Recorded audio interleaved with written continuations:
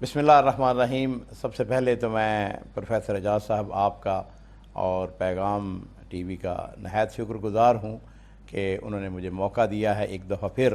اس سے پہلے بھی ایک دو پروگرام ہو چکے ہیں، بلکہ متعدد پروگرام ہوئے ہیں، تو میں اس کے لیے نہایت شکر گزار ہوں کہ انہوں نے مجھے موقع دیا ہے آپس میں گفتگو کرنے کا۔ بھائی بات یہ ہے کہ میں نے پہلے بھی عرض کیا کہ میں ایک چھوٹے سے گاؤں، اس کا نام کیلے والا ہے، اور یہ دریائے چناب کے کنارے تو نہیں کہنا چاہیے، تھوڑا سا فاصلے پر ضلع گوجرانوالا میں علی پور چٹھا ہے، اور اس کے قریب یہ کم و بیش کوئی 5-7 کلومیٹر کے فاصلے پر ایک چھوٹا سا گاؤں ہے۔ وہاں میں پیدا ہوا۔ جس زمانے میں ہم پیدا ہوئے، اس زمانے میں ہمارے گھر بھی مٹی کے تھے، کچے مٹی کے تھے۔ سکول جو تھا وہ بھی چھوٹا سا سکول تھا، بلکہ کچا سکول تھا جی۔ اس وقت بجلی وغیرہ کا کوئی تصور نہیں تھا۔ تو بہرحال اس چھوٹے سے گاؤں میں ہم پیدا ہوئے۔ میرے خاندان کے بارے میں یہی ہے کہ الحمدللہ وہ فن خطابت سے وابستہ تھے، خوشنویسی۔ اب تو کمپیوٹر کی وجہ سے یہ سلسلہ ختم ہو گیا تقریباً۔ تو اس زمانے میں میرے والد گرامی یا میرے رشتہ دار عزیز و اقارب، ان میں زیادہ تر خوشنویس تھے قرآن پاک کے، الحمدللہ، یا قرآن پاک کی کتابت کرتے تھے۔ وہ چیزیں جینیٹکس میں آئی نا جی، آگے وہ بڑھی نا تقریباً کوئی میں کہہ سکتا ہوں کہ اس وقت کوئی 150-200 سال ہو چکے ہیں ہمارے بزرگوں کو یہ کام کرتے ہوئے۔ تو اور ابھی بھی بہرحال ہمارے بعد عزیز و اقارب وہ اس جی ہاں فن سے یہ یقیناً اگر کمپیوٹر بھی ہے، یہ بھی قلم کی ایک صورت ہے، آپ زیادہ بہتر جی جانتے ہاں ہیں، صحیح بات۔ لیکن یہ کہ ہاتھ سے لکھنا بہرحال اگر کم ہوا ہے تو زیادہ قیمتی ہو گیا جی، لوگ کم رہ گئے ہیں اس طرح کے خوش نویس جو ہیں وہ۔ تو کچھ تعلیم اسکول اس کے بعد وہاں ظاہر بات ہے وہاں پرائمری پاس کی، پھر اس کے بعد ہم والد گرامی جو ہیں وہ حافظ آباد منتقل ہو گئے۔ تو حافظ آباد میں پھر میں نے میٹرک تک وہاں ہی پڑھا، اور اس کے بعد ہمارا جو گھرانہ تھا وہ ایک مذہبی گھرانہ تھا۔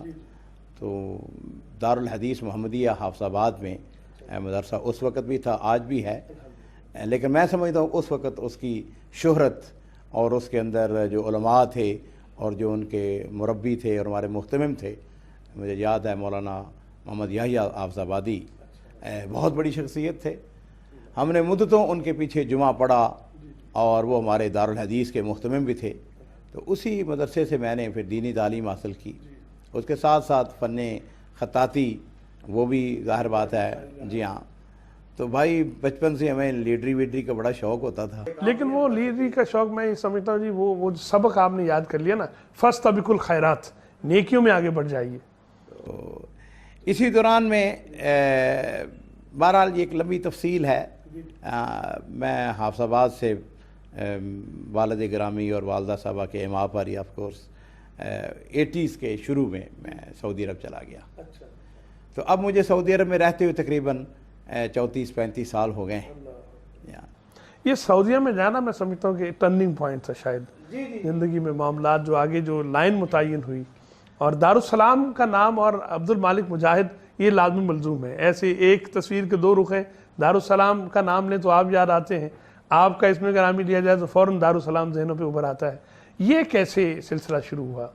بہرحال اعجاز صاحب ہمارے سامنے ایک ہدف سعودی عرب میں رہتے ہوئے، ظاہر بات ہے کہ وہ مد و جدر ایک لمبی سٹوری ہے کہ کیسے پہنچے، کہاں نوکریاں کی، کہاں محنت کی، کیسے رہے جی، یہ ساری چیزیں جو ہیں یقیناً وہ موجود ہوتی ہیں جی۔ اور میں نہیں سمجھتا ہوں کہ سعودی عرب کے اندر جو بھی شخص جاتا ہے وہ شروع میں اس کو بہرحال کچھ پریشانیاں، کچھ مسائل کا سامنا کرنا پڑتا ہے۔ بہرحال میں یہ ان خوش قسمت لوگوں میں سے ہوں جن کو بہت تھوڑا ایسی پریشانیاں یا مسائل کا سامنا کرنا پڑا۔ لیکن ایک جملہ میں اکثر اپنے گفتگو میں کیا کرتا ہوں اور کہا کرتا ہوں، اگر کوئی شخص یہ کہے جی میں تو پاکستان میں بڑا امیر آدمی تھا اور بہت بڑا آدمی تھا اور میں سعودی عرب آ گیا، تو میں کہا کرتا ہوں وہ دنیا کا سب سے جھوٹا آدمی ہے۔ ہاں وہ کیوں کیا جی وہاں؟ اس لیے کہ اگر پاکستان میں بہت امیر آدمی تھا جی تو اس کو سارے وسائل میسر تھے، تو سعودی عرب لینے کیا گیا ہے؟ بالکل ٹھیک ہے، بالکل ٹھیک۔ بلکہ میرے نزدیک نہ صرف سعودی عرب بلکہ دنیا کے کسی ملک جہاں بھی جاتے ہیں ہم رزق کی تلاش میں عام طور پر لوگ نکلتے ہیں، اور اگر تعلیم کے لیے بھی نکلے ہیں تو پھر بھی باہر جا کے ایون میں آپ کو بتاؤں جی کہ آپ یورپ میں چلے جائیں، امریکہ میں چلے جائیں، جہاں جہاں لوگ رہتے ہیں بستے ہیں، وہ اجنبیت، وہ غربت کا احساس وہ ہمیشہ رہتا ہے۔ صحیح آپ کو جی وہ آپ کو پاسپورٹ بھی دے دیتے ہیں، نیشنلٹی بھی دے دیتے ہیں، لیکن اس کے باوجود اوریجنل وہ کون ہے جی؟ وہ کہا جاتا ہے جی ہم ہندوستان سے ہیں، ہم پاکستان سے ہیں، بنگلہ دیش سے ہیں، بلکہ حتیٰ کہ عربوں کے ہاں میں آپ کو بتاتا ہوں کہ صدیاں گزر گئی ہیں بعض لوگوں کو، ٹھیک ہے، مدینہ کے اندر، مکہ کے اندر، جدہ کے اندر لوگ یہ کہاں گیا، یہ جاوا سے ہے، یہ کون ہے، یہ اس کے فور فادر کہاں سے تھے، ایجپٹ سے آئے تھے، اس کے فور فادر کہاں سے آئے تھے، یہ کابل سے آئے تھے، یہ کہاں سے آئے تھے، یہ ہندوستان سے آئے تھے۔ پودے اپنی جڑوں سے پہچانے جاتے ہیں، جہاں کے ہوں وہ پھر رنگ ڈھنگ میں نظر آتی ہیں، چیزیں جین میں نظر آتی ہیں۔ دارالسلام ایک انٹرنیشنل انسٹیٹیوشن بن گیا، اللہ تعالیٰ نے ایسی صلاحیت دی آپ کو، اور یہ اس کے فضل سے ہوتا ہے، خیر کے کام اس کی دی ہوئی طاقت اور قوت سے ہو رہے ہوتے ہیں۔ تو اس سے پہلے ہم دیکھتے ہیں مذہبی کتابیں چھپتی تھی، بس جو سب سے ذرا کمزور کاغذ ہوتا تھا وہ مذہبی کتاب کے لیے، اور جو کمزور پبلشر ہوتا تھا وہ مذہبی کتاب کے لیے۔ مذہبی کتابوں کو عام طور پر وہ سمجھا جاتا کہ یار چلو یہ بھی ایک تھوڑا سا ثواب کا کام ہے، یہ بھی کر لیتے ہیں، اس کو مشن کتاب۔ اب ہم دیکھتے ہیں پوری دنیا میں ایک نام ہے، اور بہتر سے بہتر کاغذ اور بہتر سے بہتر تحریر، اور پھر ایک خاص طور پر چیز جس سے میں اور میرے جیسے بہت سے اور لوگ فیسینیٹ ہوتے ہیں، ایتھینٹسٹی، بات معیار کے ساتھ، اس کے اندر کوئی ایسی چیز نہیں۔ تو پہلے دن سے کچھ چیزیں طے کی؟ پہلی بات تو یہ ہے کہ یہ جو کچھ ہوا اللہ تعالیٰ کے فضل و کرم سے ہوا، اور اللہ تعالیٰ کی مہربانی اور اس کی تائید ہمیشہ میرے ساتھ رہی۔ میں ان خوش قسمت لوگوں میں سے ہوں جو اپنے والدین کی انتہائیت اطاعت اور فرمانبرداری، اور ان کے ساتھ سیدھی بات یہ ہے کہ میں اپنے والدین کا انتہائی مطیع تھا۔ میرے والدین میرے ساتھ بہت محبت کرتے تھے، ہر والد ہر ماں اپنی اولاد کے ساتھ محبت کرتے تھے۔ یہ سر آپ نے بڑی بنیادی بات کی، اور میں یہ سمجھتا ہوں کہ ہمارے سننے والے اس بات کو تھوڑا سا چیو کر لیں۔ یہاں سر ذرا سا ایک چھوٹا سا بریک لیتے ہیں۔ ناظرین، جتنی دیر میں ہم بریک لیتے ہیں، شیخ کچھ بات ہم والدین کے حوالے سے سنی نا، بات آپ نے آخر میں کہ والدین کی محبت اور شفقت اور آپ کا اطاعت گزار ہونا، یہ بنیادی بات بنی ہے کامیابی کے لیے، بنیادی بات بنی ہے۔ اس پر تھوڑی دیر سوچئے، پھر ملتے ہیں انشاءاللہ العزیز۔ A short break۔ ایک مجاہد کے ساتھ سنہری بات، ایک مجاہد کے ساتھ سنہری بات۔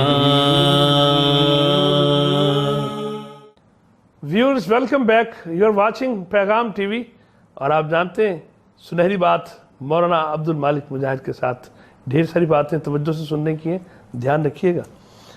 آپ فرما رہے تھے کہ کامیابی کی بنیاد میں پہلا پتھر جو پھر روضہ ثریا تک لے کر گیا ہے سارے معاملے کو، والدین کی آپ کے ساتھ محبت اور آپ کی اطاعت گزاری، یہ بنیاد بنی۔ جی، اور ان کی دعائیں۔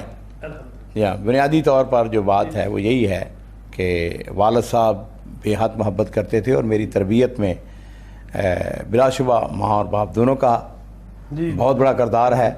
لیکن والد گرامی جو تھے وہ مجھے اپنے پاس بٹھاتے، صحابہ اکرام کے واقعات اور خلفائے راشدین کے، پھر اس کے بعد جو جنگیں خاص طور پر تھیں، ان کو ابا جی کو ایک عجیب، میں یہ نہیں کہوں گا کہ ہمارے بہت بڑے عالم تھے، نہیں، متوسط تھے، لیکن اتنی بات ہے کہ میں نے قرآن پاک کا ترجمہ اپنے ابا جی سے پڑھا، اور بڑی توجہ سے اور بڑی محبت سے وہ پڑھاتے تھے، لفظی ترجمہ، شاہ رفیع الدین کا ترجمہ، شاہ عبد القادر کا ترجمہ۔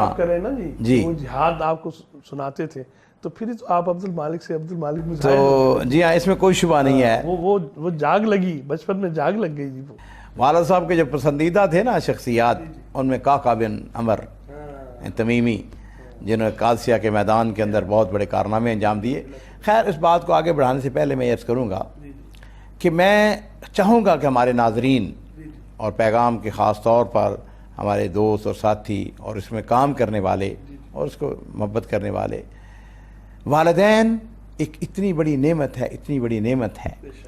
تو میرا اس وقت طریقہ کار یہ تھا کہ میں دوابہ رائس میل میں ہم ملازم تھے، تو مجھے 512 روپے تنخواہ ملتی تھی، بلکہ 512 روپے 50 پیسے، یہ میری پہلی تنخواہ تھی، بعد میں خیر اضافہ ہوتا چلا گیا۔ لیکن یہ تنخواہ اس زمانے میں، یہ 78 77 کی بات ہے، 76 کی، خیر معقول جو ہے وہ، جی ہاں معقول تھی الحمدللہ۔ تو میں جب تنخواہ میں ملتی تو میں ان سے ہم نے کہہ رکھتا تھا کہ بھائی 5 روپے کے نوٹ، اس کی پوری گڈی ہو، وہ ہمیں مل جاتی تھی، نئے نوٹ بالکل۔ تو وہ جب میں گھر آتا تو والد صاحب کو کہتا والدہ صاحب اپنی جھولی پھیلائیں، تو بالکل پورے آدھے نوٹ گن کے والد صاحب کو اور آدھے والدہ صاحبہ کی جھولی میں، اور اس کے جو نتائج جو ہوتے تھے کہ وہ دونوں بے حد دعائیں دیتے. کتنے خوش ہوتے ہوں گے والدین، کتنا ایک اطمینان ہوتا ہے. اور وہ اصل میں سمجھتا ہوں پیسوں کی اتنی اہمیت نہیں جتنی سعادت مندی کاؤنٹ ہوتی ہے. جب میں نے ایک اپنے مضمون میں پہلے بھی شاید یہ انٹرویو میں بھی بات ہوئی تھی کہ میں ایک دفعہ امریکہ گیا، وہاں ایک گاڑی پسند آئی، تو میں نے والدہ صاحبہ کو فون کیا، میں نے کہا امی جی میں نے ایک گاڑی خریدی ہے اور اس میں ایک سیٹ آپ کے لیے ہے. واہ واہ واہ واہ. ظاہر دیکھا جائے چھوٹا سا ایک جملہ ہے اور اس میں والدہ صاحبہ نے یقیناً بیٹھنا تھا، اس میں کوئی مبالغے والی غلط بات بھی نہیں تھی. جی لیکن اس کا کہنا. جی ہاں. اب میں آپ کو بتاؤں کہ وہ اتنے خوش ہوئے وہ ہر جگہ جہاں بیٹھتے وہ کہتے بھئی میرے عبد المالک نے گاڑی خریدی ہے اور اس میں اس نے ایک سیٹ میرے لیے رکھی ہے. واہ واہ واہ. والدین کی خوشی کا خیال رکھنا. تو میں یہ سمجھتا ہوں جی کہ دارالسلام کے آگے جا کے انشاءاللہ ذکر کریں گے والدہ صاحبہ کے حوالے سے بھی، اور میری جو کامیابیاں ان کے پیچھے ان کی دعائیں. اور مثلا ریاض میں ایسے ہوتا تھا کہ میں جب بھی کوئی میٹنگ کے لیے جاتا تو ان کو فون کرتا، امی جی میری آج ایک میٹنگ ہے تو میرے لیے دعا کریں. اچھا بیٹے ابھی میں نا 2 رکعت نفل پڑھ کے تمہارے لیے دعا کرتی ہوں. واہ واہ واہ. اچھا عموماً ایسے ہوتا تھا کہ میں نا ٹیلی فون پہ پوچھتا تھا امی جی کہاں بیٹھے ہوئے ہیں، وہ کہتے میں ابھی تک مصلی بھی بیٹھی ہوئی ہوں. دعائیں ہو رہی ہیں. ہاں جی. اور یقین جانیے کہ جس وقت ہم جاتے پھر وہ میٹنگ کے اندر، وہ اللہ کے فضل و کرم سے ہمیشہ میٹنگ کامیاب ہوتی. اس کا سبب میں جانتا تھا کہ والدہ صاحب ابھی ہو سکتا ہے مصلی پہ بیٹھ کے ابھی بھی دعائیں مانگ رہی ہیں. یہ ہے وہ سنہری بات. میں سمجھتا ہوں ہم نے عنوان یہ رکھا نا، یہ سنہری بات جو آدمی کو سونا بنا لیتی ہے.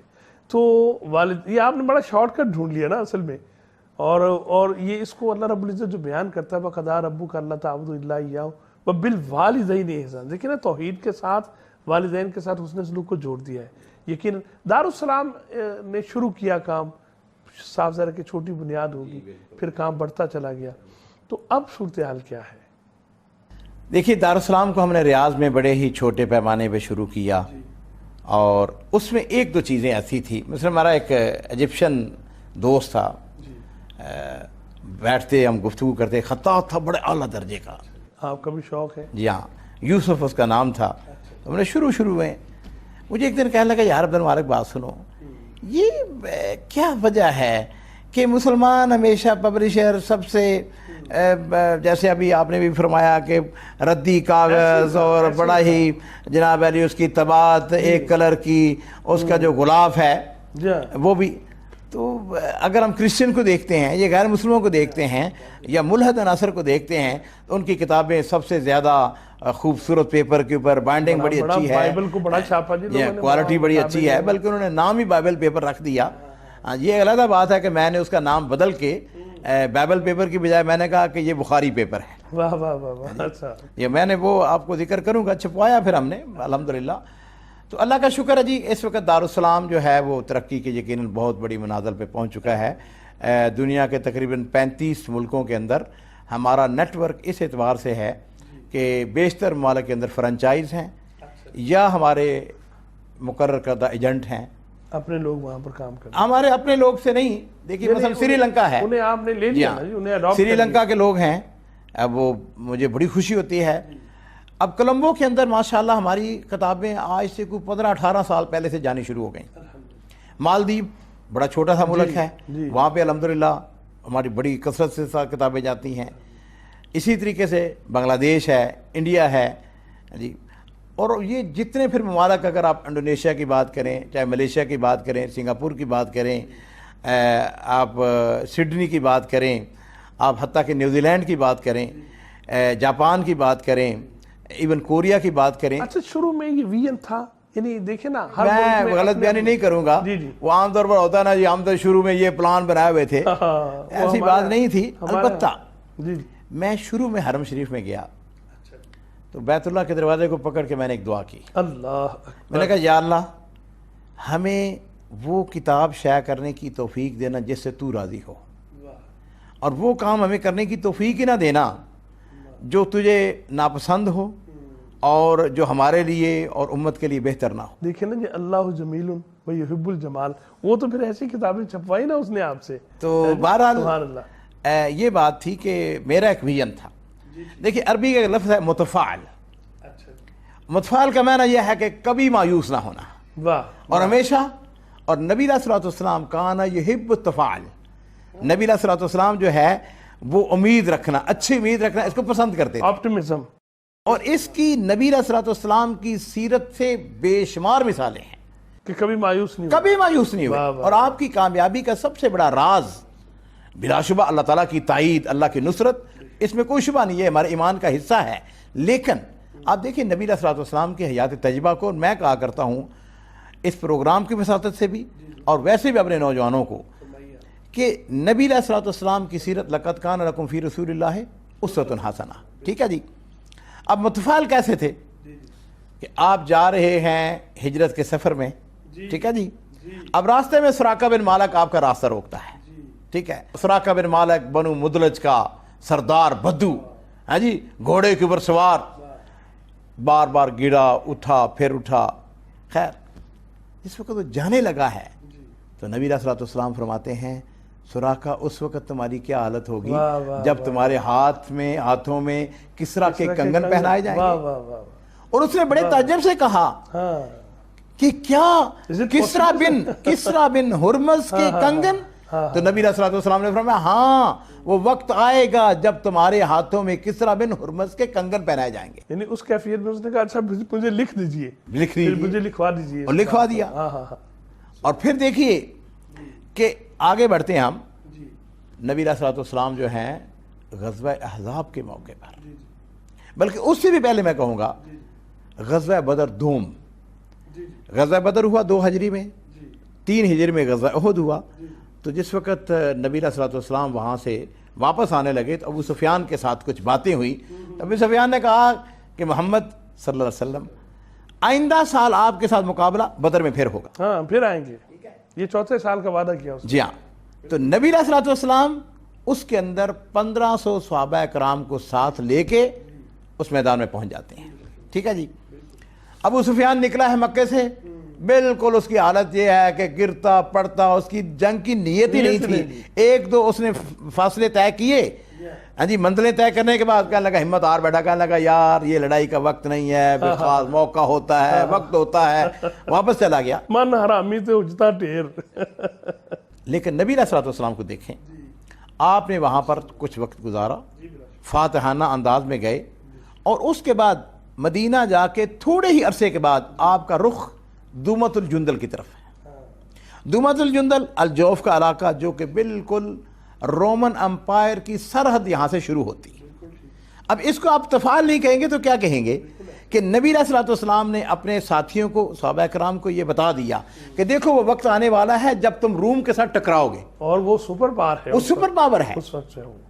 4 ہجری کے اندر نبی علیہ الصلوۃ والسلام جو ہیں وہ دومت الجندل جاتے ہیں. اور میں جب کبھی اس واقعے کو پڑھتا ہوں تو میں کہتا ہوں کمال بعد نظری تھی آپ کی، کمال آپ کی بصیرت تھی، اور کمال آپ کا جہاد تھا، اور کمال آپ کا یعنی جس کو کہا جاتا ہے نا کہ آپ کا وجہ نظر تھا کہ ہم نے یہاں تک پہنچنا ہے. اور دیکھیں نا تبوک میں تتمہ بھی ہے، پھر یہ تتمہ بھی ہے. اور اس سے پہلے جس وقت ہم غزوہ جنگ مارکہ موتا کی بات کرتے ہیں، مجھے مارکہ موتا کے حوالے سے بات یاد ہے. میں 2 دفعہ اس میدان میں گیا. اچھا جی. اردن میں. واہ واہ. مجھے شوق تھا بہت زیادہ، تو میں نے سیف اللہ کے قدموں والی جگہ پر گئے. بالکل گئے جناب علی. وہاں پہ میں یعنی 1 گھنٹوں تو نہیں ہوگا لیکن میں بڑی دیر تک کھڑا ہو کر تصور میں ہی اس مارکے کو دیکھتا رہا. بہت کھلا میدان ہے موتا کا نا. تو وہاں پر انہوں نے اردن کی حکومت میں ڈیفنس کالج بھی بنایا ہوا ہے، بڑی خوبصورت بلڈنگ ہے. اور اس کے ساتھ انہیں وہ مونومنٹ کہتے ہیں نا، ایک مونومنٹ بنایا ہوا ہے، اس کے اوپر جو شہداء ہیں ان کے نام لکھے ہوئے ہیں. سب سے پہلے زید بن حارثہ وہ شہید ہوتے ہیں، اس کے بعد حضرت جعفر طیار ہاں جی وہ شہید ہوتے ہیں، اور اس کے بعد حضرت عبداللہ بن رواحہ رضی اللہ عنہ ان کے نام لکھے ہوئے ہیں. تو بہرحال وہ میدان جو ہے، اس میدان کے اندر دیکھیے مسلمانوں کی تعداد 3000، عجیب مارکا ہے ویسے، اور کافروں کی تعداد، رومیوں کی تعداد 2 لاکھ. اللہ اکبر. 2 لاکھ نسبت نہیں بنتی، کوئی نسبت نہیں بنتی. کوئی نسبت نہیں بنتی ہے. اور میں یہی وہ بات ہے جو کہنا چاہتا ہوں اپنے نوجوانوں سے، اپنے شباب سے، پیغام کے جو ناظرین ہیں ان سے، یہ ایک اور سنہری بات آ رہی ہے کہ کیوں نہ ہم غور کریں جی کہ ہمارے جو آباء و اجداد تھے انہوں نے کس طریقے سے ان جنگوں کو جیتا۔ کیا انہوں نے چوڑیاں پہنی ہوئی تھی مقابلے میں؟ نہیں، ان کے پاس اسلحہ بھی تھا، ان کے پاس قوت بھی تھی، ان کے پاس بہادر بھی تھے، اور پھر تعداد دیکھیے، تعداد دیکھیے 3000۔ اور پھر یہاں پر میں نے ایک دفعہ اصل میں ایسا ہوا کہ میں نے مولانا سفیر رحمان مبارک پوری رحمہ اللہ، ہمارے دارالسلام میں وہ 8 سال تک ہماری جو علمی کمیٹی تھی اس کے چیئرمین تھے۔ مجھے خیر کثرت کار کی وجہ سے میں یہ تو نہیں کہوں گا میں نے بہت استفادہ کیا، لیکن کبھی کبھار ایسا ہوتا تھا کہ میں کوئی گتھی جو سلجھ نہیں سکتی تھی ان کے پاس جا کے بیٹھ جاتا تھا اور اسے کہا تھا مولانا، میں نے یہی سوال کیا۔ اچھا مجاہد صاحب، آپ جو بات کر رہے ہیں یہ بڑی خوبصورت اور قیمتی ہے۔ وقت ہو رہا ہے ایک چھوٹی سی بریک کا۔ ناظرین، مجاہد صاحب کی باتیں آپ سن رہے ہیں اور یہ سنہری باتیں ہیں، سننے کی ہیں۔ مایوس نہیں ہونا ہے، کمزور نہیں پڑنا ہے، چونکہ ہم امتی ہیں ان کے جنہوں نے فرمایا لا تحزن ان اللہ معنا، غم ذرا تو ہونا ہی نہیں، اللہ ہمارے ساتھ ہے، لیکن وہ کام کرتے رہنا چاہیے جن کے نتیجے میں اللہ کا ساتھ حاصل رہے۔ ملتے ہیں ایک شارٹ بریک کے بعد انشاءاللہ عزیز، شارٹ بریک۔ ایک مجاہد کے ساتھ سنہری بات، ایک مجاہد کے ساتھ سنہری بات۔ ناظرین ویلکم بیک۔ پیغام ٹی وی آپ کا اپنا چینل اور پروگرام آپ دیکھ رہے ہیں سنہری بات مولانا عبد المالک مجاہد کے ساتھ۔ آپ فرما رہے ہیں کہ جو اسفار کا سلسلہ میں سوال کرنا تھا وہاں سے بات شروع ہوگی، تو سفر وسیلہ ظفر، اور آپ نے سفر بہت کی ہیں۔ میں سنتا ہوں داستانیں، حیران ہوتا ہوں کہ آپ تو عام طور پر قصر نماز میں ہی مصروف رہتے ہیں، یعنی سفر اتنا کرتے ہیں، باہر اتنا جاتے ہیں۔ ایک تو دارالسلام کے حوالے سے صاف ظاہر ہے کہ آپ مینیجنگ ڈائریکٹر ہیں، آپ کو جانا پڑتا ہے مختلف جگہوں پر، تو اس کے ساتھ ساتھ کچھ اور چیزیں بھی، تو کہاں عام طور پر گئے آپ، کتنے ممالک میں؟ بس یہ ہے کہ ہو سکتا ہے کہ 20-25 کم از کم 25 ملک تو بن ہی جاتے ہیں جہاں پہ مجھے جانے کا اتفاق ہوا۔ لیکن میں آپ کو ایک بات بتاؤں، میں نے سفر بہت کیے لیکن میں نے وقت ضائع نہیں کیا وہاں پر۔ مثلا اٹلی میں اللہ ہی جانتا ہے کہ 15-20 مرتبہ گیا ہوں گا میں۔ اصل میں ہم نے کام بہت کروائے، زیادہ تر کام ہمارا بیروت میں، اور میرا روٹ ہوتا تھا ریاض سے دمشق اور دمشق سے بیروت اور بیروت سے ریاض۔ اس زمانے میں جنون تھا، اصل میں کام بھی بہت زیادہ تھا، اور جب تک آپ پبلیشن کا جو کوئی بھی کام ہو، جب تک آپ سر پہ نہ کھڑے ہوں وہ کام صحیح نہیں ہوتا، اس کے اندر غلطی رہ جاتی ہے۔ اس کے اندر اس زمانے میں الحمدللہ ہم نے، دوسرا یہ کہ آپ اس کو بنا رہے تھے نا، عالمی معیار پر لا رہے تھے، تو اس کے لیے آپ کے سامنے اہداف بہت زیادہ تھے۔ 1400 کتابیں، بلکہ اب تو اگر میں کہوں کہ 1500 کتاب ہو گئی ہے تو کچھ اس میں کوئی مبالغہ نہیں ہوگا۔ تو اس کے لیے بہرحال ایک بہت بڑی پلاننگ کی بھی ضرورت تھی، ایک نیٹ ورک بنانے کی ضرورت تھی۔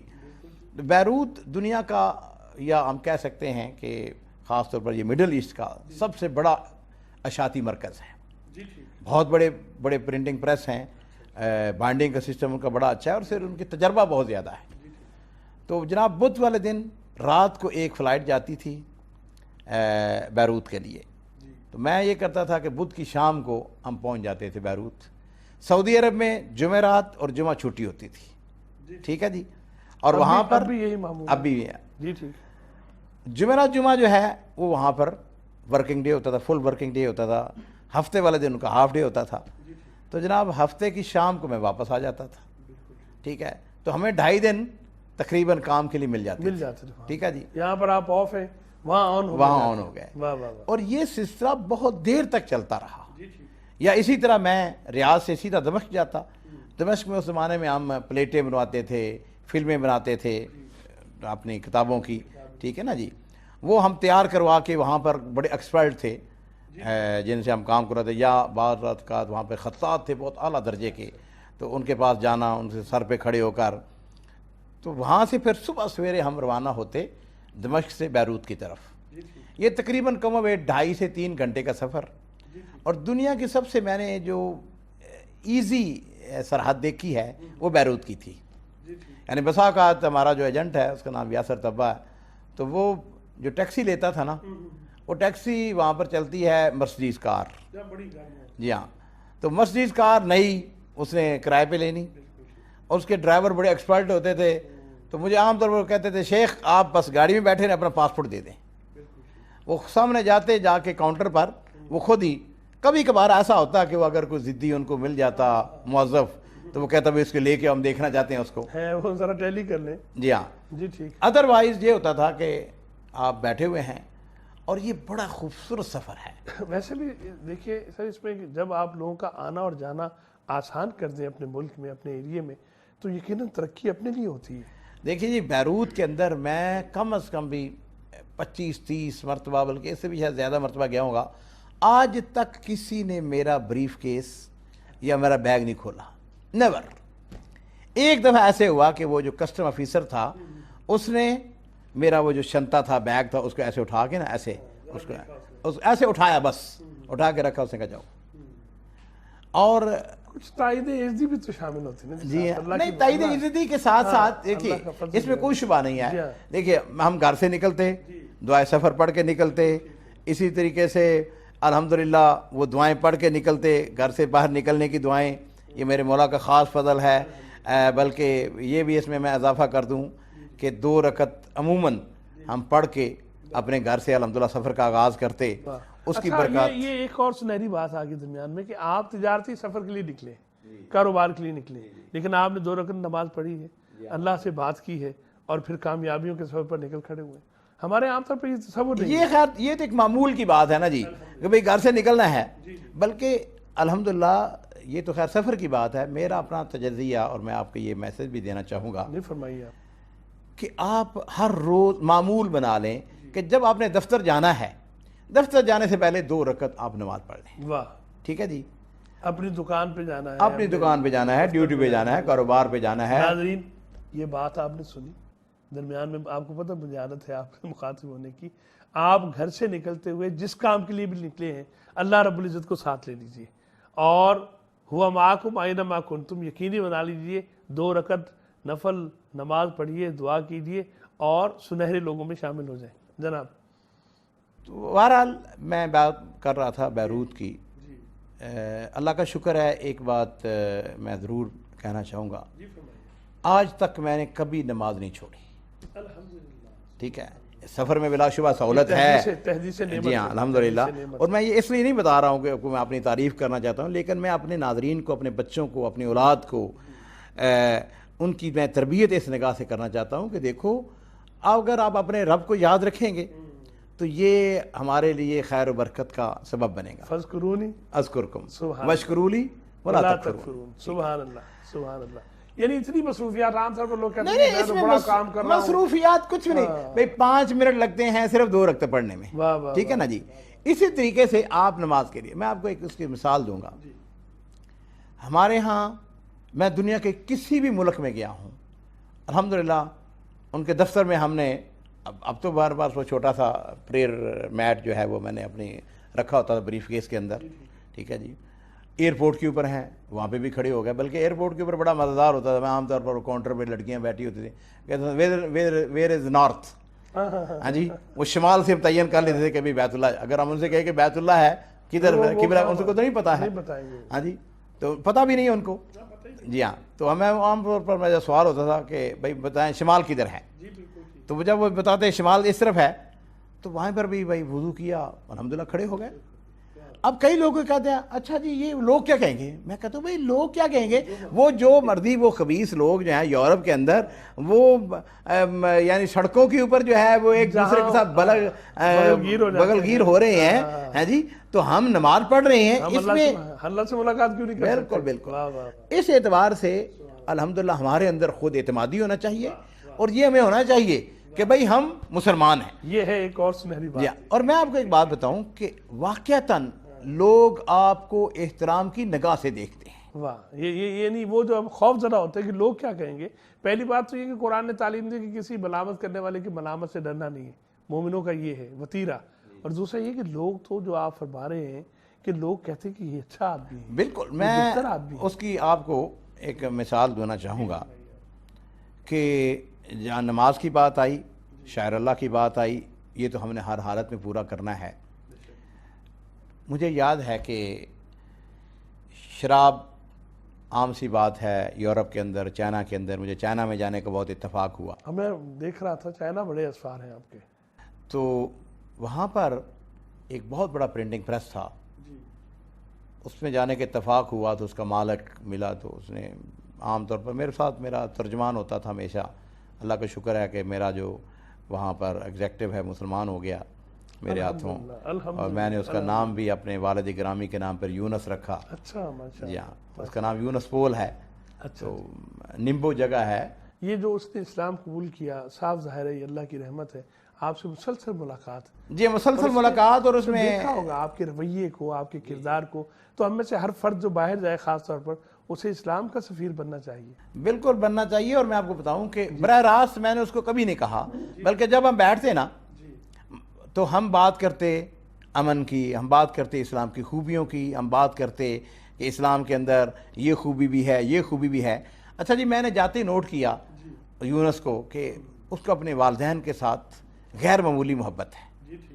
اچھا خیر، اللہ کا شکر ہے میری بھی بنیاد جو تھی وہ والدین کے ساتھ محبت کے اوپر تھی، تو میں نے یہ کیا کرتا کہ میں اس کے ساتھ والدین کی محبت، اطاعت، ان کے حوالے، اسلام کے حوالے سے تو وہ بڑا متاثر ہوں۔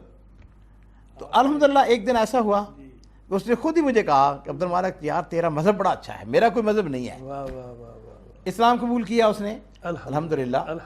تو خیر اس کو اچھی انگلش وغیرہ بہت اچھی تو نہیں آتی تھی، لیکن وہ ایک لحاظ سے میرا ترجمان ہوتا تھا جہاں بھی اب جاتے۔ نمبو میں ایک بہت بڑا پرنٹنگ پریس، اس کا مالک، اس نے مجھے دعوت دی، اس نے کہا کہ آج شام میں ہم نمبو کا جو سب سے بڑا اچھا ریسٹورنٹ ہے، میں نے کہا بھائی میں گوشت نہیں کھاتا۔ اس نے کہا کوئی بات نہیں، وہ بہت بڑا ریسٹورنٹ ہے اور ہمیں اچھی فش مل جائے گی۔ جی ہاں، خیر وہاں پہ چلے گئے تو اس کے ساتھ اس کی 2-3 لڑکیاں جو اس کی سیکٹری تھی، فارن ٹریڈ کی جو سیکٹری تھی اس کی، اور بھی ہم 5-6 آدمی تھے۔ تو انہوں نے بہرحال ہمارا بہت ہی واقعتاً خوبصورت ترین ریسٹورنٹ جو میں نے دنیا میں دیکھے ہیں، اس ون آف دیم۔ ہم جب داخل ہوئے نا تو وہاں پہ وہ لڑکیاں شراب لے کے آ گئیں، ان کی تو وہ جی ہاں روٹین میٹر تھا۔ تو میں نے اسے کہا دیکھو بات یہ ہے میں شراب نہیں پیتا، اور نہ ہی ہمارا مذہب اس بات کی اجازت دیتا ہے کہ ہماری ٹیبل پہ یہ شراب ہو، اس کو واپس لے جاؤ۔ اس نے کہا نہیں اس میں کون سی حرج والی بات ہے؟ میں نے کہا نہیں حرج والی بات ہے، اس کو لے جائیں۔ خیر اس نے کہا آج ایسا کرو، آج میری وجہ سے پی لو۔ استغفر اللہ۔ میں نے کہا تمہاری وجہ ہونے یا نہ ہونے سے بات نہیں ہے، ہمارا ایک دین ہے، ہمارا ایک مذہب ہے، ایک ہمارا ریلیجن ہے۔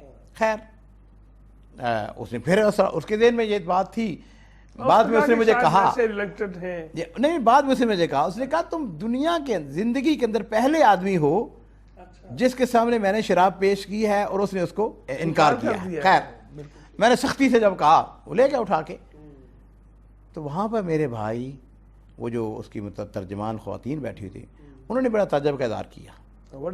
جی ہاں، یہ کیسی بات ہے، اس کو کہا جا سکتا ہے تہذیب؟ پہلی بات میں نے ان سے پوچھا، میں نے کہا تم نے کبھی شراب پی ہے؟ کہنے لگے نہیں۔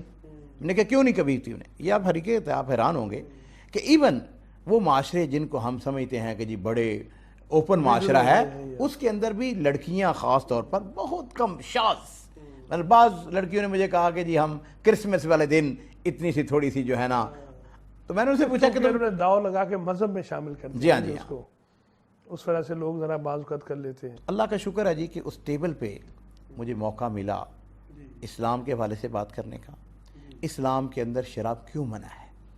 میں نے ان سے کہا کہ دیکھو سمپل بات ہے، میں اس کی بہت گہرائی میں نہیں جانتا، اتنی بات جانتا ہوں کہ جب آدمی شراب پی لیتا ہے تو پھر بیوی اور بیٹی کے درمیان فرق کرنا مشکل ہو جاتا ہے۔ شیخ جزاکم اللہ خیر، اللہ تعالیٰ آپ کو خوش رکھے، اللہ تعالیٰ آپ کو علم اور عمل میں برکت عطا فرمائے، صالحیت اور صلاحیت میں اضافہ فرمائے۔ ناظرین بات سنی آپ نے، شیخ نے آج بات مکمل کی ہے کہ شراب کے روکنے کی وجہ سے ان لوگوں نے دین کو پڑھا اور اسلام قبول کر لیا اور آپ کے ساتھ مل گئے، ہماری مسلم برادری کا ایک حصہ بن گئے۔ آج ڈھیر ساری سنہری باتیں آپ نے سنی، سلسلہ جاری و ساری رہے گا۔ آج کی ہماری نشست کا وقت مکمل ہوا چاہتا ہے، محترم مولانا عبد المالک مجاہد کے ساتھ اگلے ہفتے ہم انشاءاللہ العزیز پھر آپ کی خدمت میں حاضر ہوں گے. ڈھیر ساری باتیں ہیں, آج تو بڑا لطف آیا, ابھی تو آغاز ہے, آگے آگے دیکھیے ہوتا ہے کیا. آپ سے اجازت چاہتے ہیں اس دعا کے ساتھ کہ اللہ کرے ہم سب جنت میں ہمسائیگی رسول صلی اللہ علیہ وآلہ وسلم کے شرف سے بہرمند ہوں. اپنے میزبان اعجاز احمد کو اجازت مرحمت فرمائیے. السلام علیکم ورحمۃ اللہ وبرکاتہ. ان کی باتوں سے لمس سے